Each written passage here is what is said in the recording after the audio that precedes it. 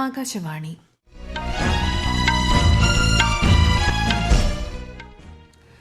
നമസ്കാരം. വാർത്തകൾ വായിക്കുന്നത് ലക്ഷ്മി ശ്രീ വിജയ.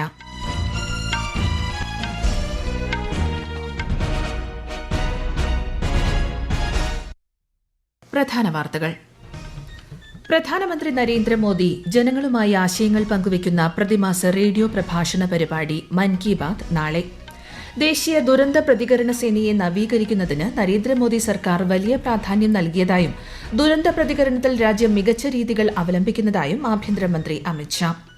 കേന്ദ്ര പരീക്ഷാ ഏജൻസിയായ NTA മെച്ചപ്പെടുത്താനുള്ള നടപടികൾക്കൊപ്പം ചോദ്യപേപ്പർ ചോർച്ചയ്ക്കെതിരെ കർശന നിയമങ്ങൾ രൂപീകരിച്ചിട്ടുണ്ടെന്ന് കേന്ദ്രമന്ത്രി ധർമ്മേന്ദ്ര പ്രധാൻ. വടക്ക് പടിഞ്ഞാറൻ ഇന്ത്യയിൽ വരും ദിവസങ്ങളിൽ അതിശക്തമായ മഴയ്ക്ക് സാധ്യതയെന്ന് കേന്ദ്ര കാലാവസ്ഥാ വകുപ്പ്. കേരളത്തിൽ നാളെ 3 ജില്ലകളിൽ മഞ്ഞ ജാഗ്രത. 9ാമത് ICC പുരുഷ T20 ലോകകപ്പിന്റെ ഫൈനലിൽ ഇന്ന് ഇന്ത്യ ദക്ഷിണാഫ്രിക്ക പോരാട്ടം.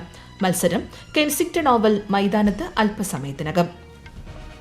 വാർത്തകൾ വിശദമായി.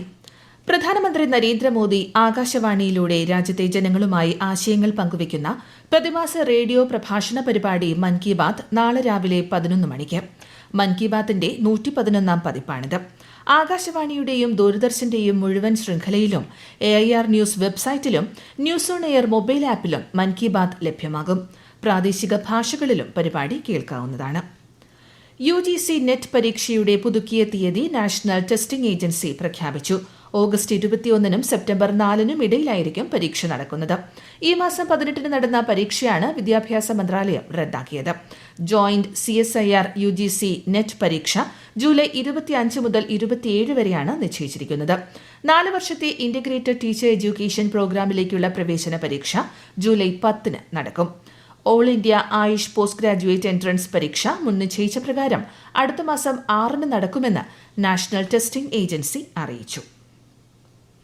കേന്ദ്ര പരീക്ഷാ ഏജൻസിയായ NTA മെച്ചപ്പെടുത്താനുള്ള നടപടികൾ കേന്ദ്ര സർക്കാർ സ്വീകരിച്ചു വരികയാണെന്നും ചോദ്യപേപ്പർ ചോർച്ചയ്ക്കെതിരെ കർശന നിയമങ്ങൾ ഉണ്ടാക്കിയിട്ടുണ്ടെന്നും നിലവിലെ കേസിന്റെ അന്വേഷണം CBIക്ക് കൈമാറിയതായും കേന്ദ്രമന്ത്രി ധർമ്മേന്ദ്ര പ്രധാൻ ഹരിയാനയിൽ പറഞ്ഞു. പഞ്ച്കുലയിലെ താവു ദേവിലാൽ സ്പോർട്സ് കോംപ്ലക്സിൽ നടന്ന ഭാരതീയ ജനതാ പാർട്ടിയുടെ സംസ്ഥാന എക്സിക്യൂട്ടീവ് യോഗത്തെ അഭിസംബോധന ചെയ്ത് സംസാരിക്കുകയായിരുന്നു അദ്ദേഹം. ഹരിയാനയിൽ ഒക്ടോബറിൽ നടക്കാനിരിക്കുന്ന നിയമസഭാ തെരഞ്ഞെടുപ്പിൽ BJP 3ാം തവണയും സർക്കാർ രൂപീകരിക്കുമെന്ന് സംസ്ഥാനത്ത് BJPയുടെ തെരഞ്ഞെടുപ്പ് ചുമതല നിർവഹിക്കുന്ന ശ്രീ ധർമ്മേന്ദ്ര പ്രധാൻ പ്രതീക്ഷ പ്രകടിപ്പിച്ചു. നീറ്റ് UG പരീക്ഷയിലെ ക്രമക്കേടുമായി ബന്ധപ്പെട്ട കേസിൽ ഗുജറാത്തിലെ അഹമ്മദാബാദ്, ഗോധ്ര ജില്ലകൾ ഉൾപ്പെടെ 7 സ്ഥലങ്ങളിൽ CBI പരിശോധന പുരോഗമിക്കുന്നു. വ്യാഴാഴ്ച പട്നയിൽ നിന്ന് 2 പേരെ ഇതുമായി ബന്ധപ്പെട്ട് CBI അറസ്റ്റ് ചെയ്തിരുന്നു. ദുരന്ത പ്രതികരണത്തിൽ രാജ്യം മികച്ച രീതികളാണ് കൈക്കൊള്ളുന്നതെന്നും ഒരു ദുരന്തമുണ്ടാകുന്ന സാഹചര്യത്തിൽ ഒരു മരണം പോലും ഉണ്ടാകാതിരിക്കുക എന്നതിനാണ് ദേശീയ ദുരന്ത പ്രതികരണ സേന ലക്ഷ്യമിടുന്നതെന്നും ആഭ്യന്തരമന്ത്രി അമിത്ഷാ പറഞ്ഞു. പർവ്വതാരോഹണ പര്യവേഷണ ദൌത്യമായ വിജയിയുടെ ഫ്ളാഗിംഗ് നിർവഹിച്ച് സംസാരിക്കുകയായിരുന്നു അദ്ദേഹം.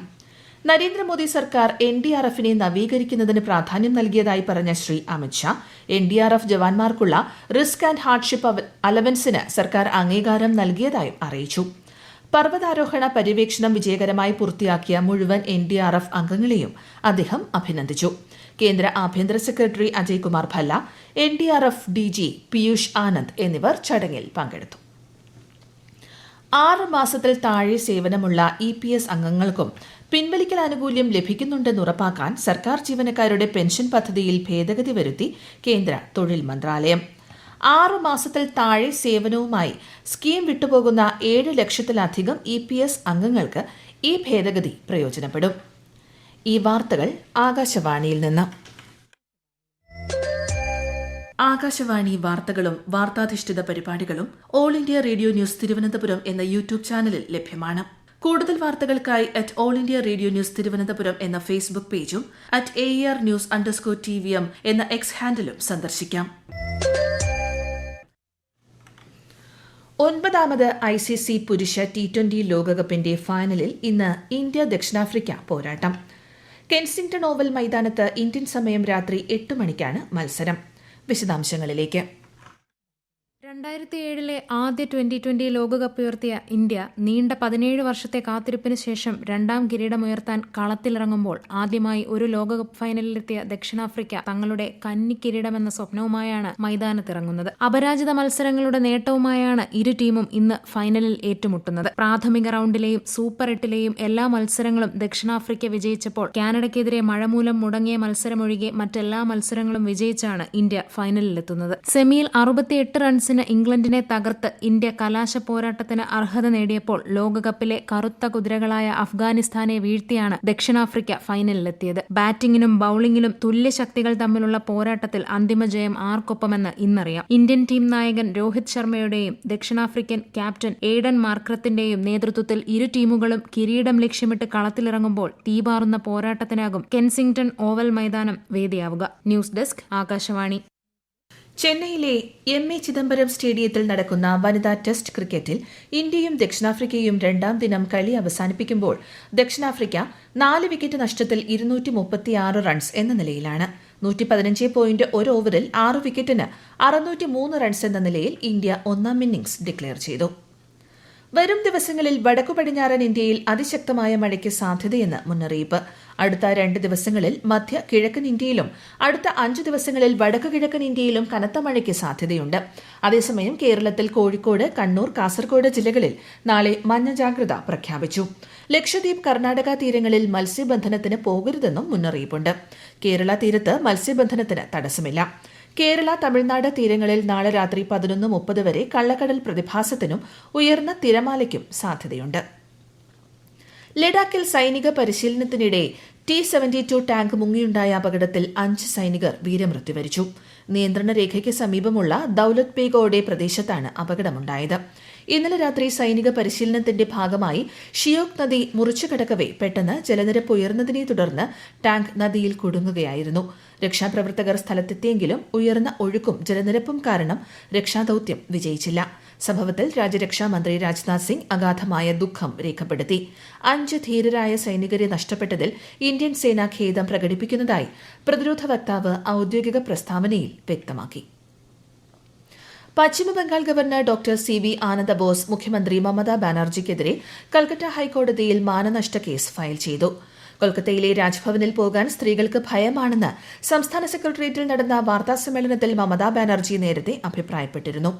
ജനപ്രതിനിധികൾ തെറ്റായതും അപകീർത്തികരവുമായ പ്രതിച്ഛായ സൃഷ്ടിക്കരുതെന്ന് മമതാ ബാനർജിയുടെ പരാമർശങ്ങളെ വിമർശിച്ചുകൊണ്ടുള്ള പ്രസ്താവനയിൽ ആനന്ദബോസ് പറഞ്ഞു. മെയ് 2 രാജ്ഭവനിലെ ഒരു കരാർ ജോലിക്കാരി ആനന്ദബോസിനെതിരെ പീഡനാരോപണം ഉന്നയിച്ചതിന്റെ പശ്ചാത്തലത്തിലാണ് ഈ വിവാദം ഉയർന്നത്. അടുത്തയാഴ്ച നടക്കുന്ന ഷാങ്ഹായ് കോർപ്പറേഷൻ ഓർഗനൈസേഷൻ ഉച്ചകോടിയിൽ ഇന്ത്യൻ പ്രതിനിധി സംഘത്തെ വിദേശകാര്യമന്ത്രി ഡോക്ടർ എസ് ജയശങ്കർ നയിക്കും. ജൂലൈ 3, 4 തീയതികളിൽ കസാഖിസ്ഥാനിലെ അസ്താനയിലാണ് ഉച്ചകോടി നടക്കുകയെന്ന് വിദേശകാര്യ മന്ത്രാലയ വക്താവ് രൺധീർ ജയ്സ്വാൾ മാധ്യമങ്ങളോട് പറഞ്ഞു.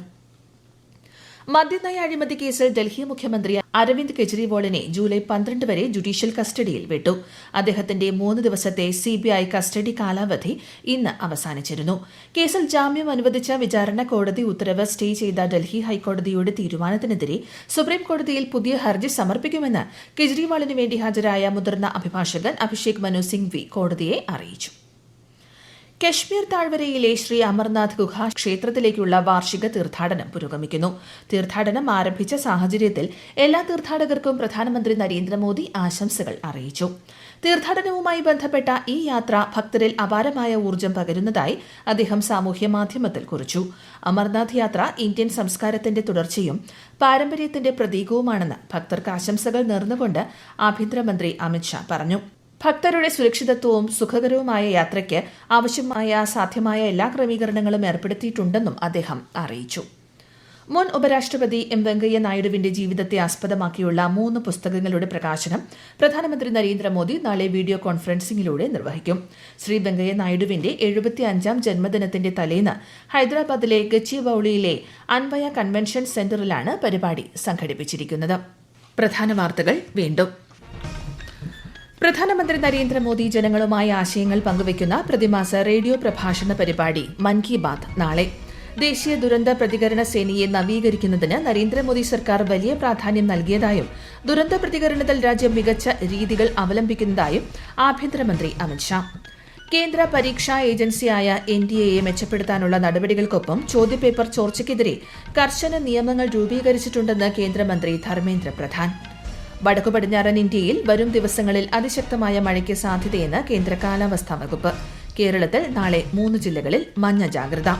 9ാമത് ICC പുരുഷ T20 ലോകകപ്പിന്റെ ഫൈനലിൽ ഇന്ന് ഇന്ത്യ ദക്ഷിണാഫ്രിക്ക പോരാട്ടം. മത്സരം കെൻസിംഗ്ടൺ ഓവൽ മൈതാനത്ത് അല്പസമയത്തിനകം. വാർത്തകൾ കഴിഞ്ഞു. അടുത്ത വാർത്താ പ്രക്ഷേപണം നാളെ രാവിലെ 6:45.